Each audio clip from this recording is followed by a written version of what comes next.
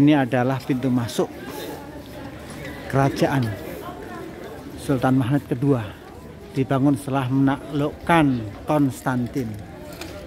Di sini tempat tinggalnya, dan itu aula untuk pertemuan, dan itu adalah menara keadilan. Banyak cerita dari dinding atas itu. Tapi yang menarik di sini adalah pohon yang sangat besar sekali ini, luar biasa. Karena musim gugur, musim dingin ini, daunnya tidak ada yang warna hijau. Jenis pohon apa tidak tahu ini. Ini suasana di dalam kerajaan Sultan Mahmud II. Tuh teman-teman, luar biasa, masih ori. Sultan Mahmud II atau Al-Fatih dikenal orang, luar biasa kokohan bangunannya. Untuk masuk ke dalam ternyata harus antri. Nah ini, wih, kenapa ini? Itu lihat, ternyata sangat antri sekali. Orang sangat banyak bergantian. Luar biasa. Ini rombongan teman-teman dari Indonesia, antri ya, tertib, masya Allah. Ini. Luar biasa ini. Abah, udah berkali-kali kesini, kesan yang paling mendalam apa komentarnya? Topkapi Palace memberikan gambaran tentang kedahsyatan pemerintahan Turki Utsmani di abad kejayaannya. Selepas penaklukan 1453 sampai beberapa generasi setelahnya, dunia Islam diatur dari tempat ini. Dari tadi kita melihat keteraturan dari sejak kedatangan, ada saringan-saringan dan lain sebagainya. Termasuk kita sekarang insya Allah memasuki satu ruangan yang di dalamnya banyak sekali benda-benda bersejarah yang berharga buat umat Islam karena peninggalan dari baginda Nabi Muhammad SAW yang terjaga dari zaman kehilafahan Turki Utsmani sampai hari ini. Meminjam istilahnya Dr. Fahmi Islam, kita tidak melihat ke belakang tapi ke depan. Apa kira-kira saran atau gagasan ke depan setelah melihat sejarah-sejarah luar biasa? Saya mendengar bahwa kurikulum Sultan itu 3, bahasa, sejarah, dan geografi.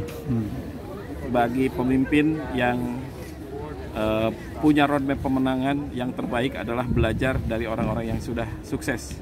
Kita memohon kepada Allah agar ditunjukkan jalan yang lurus minimal 17 kali sehari.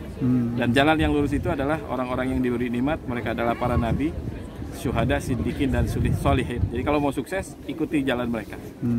Dalam konteks pengkaderan, menyiapkan generasi lanjut untuk membuat perubahan masa depan yang dirancang, Turki Utsmani ini gambaran bagaimana tongkat estafeta kepemimpinan itu berjalan dengan baik.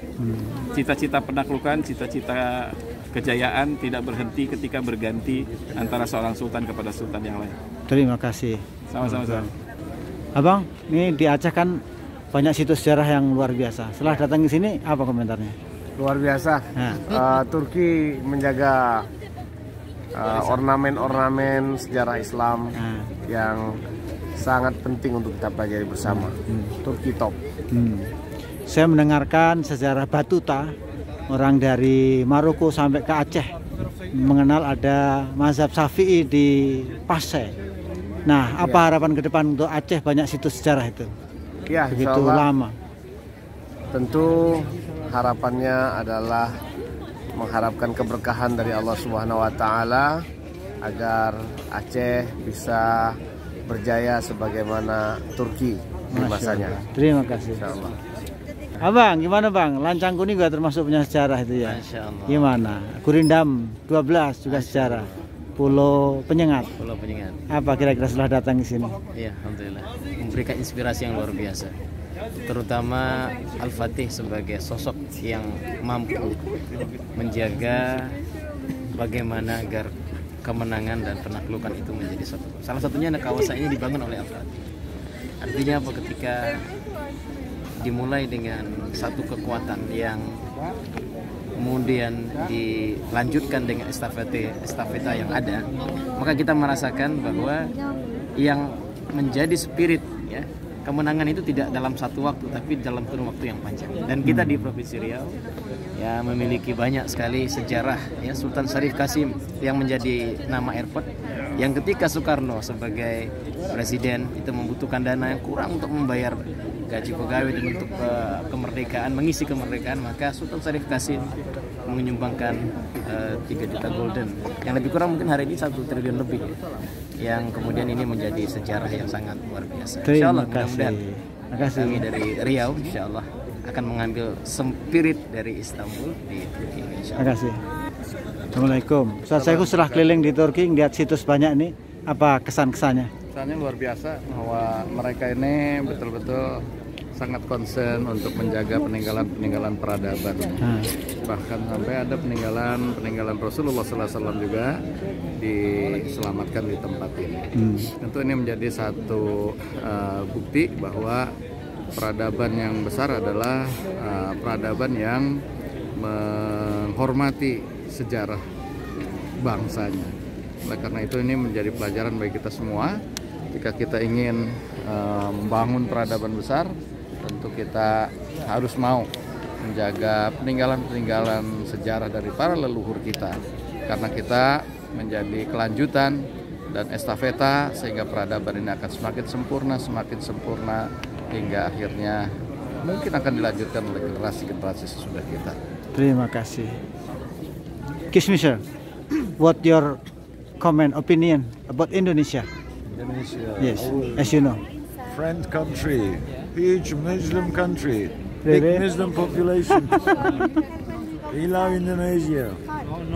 I think you many times interaction with Indonesian people. What is the character Indonesian people? Good, friendly. Good, friendly, and then They like Smile. to eat.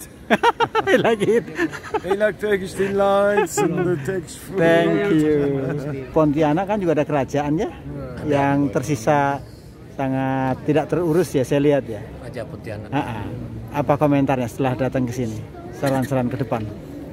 Ya, saran ke depan agar khususnya di Kota Pontianak betul-betul ditata yang rapi sehingga menjadi tujuan wisata yang lebih baik lagi.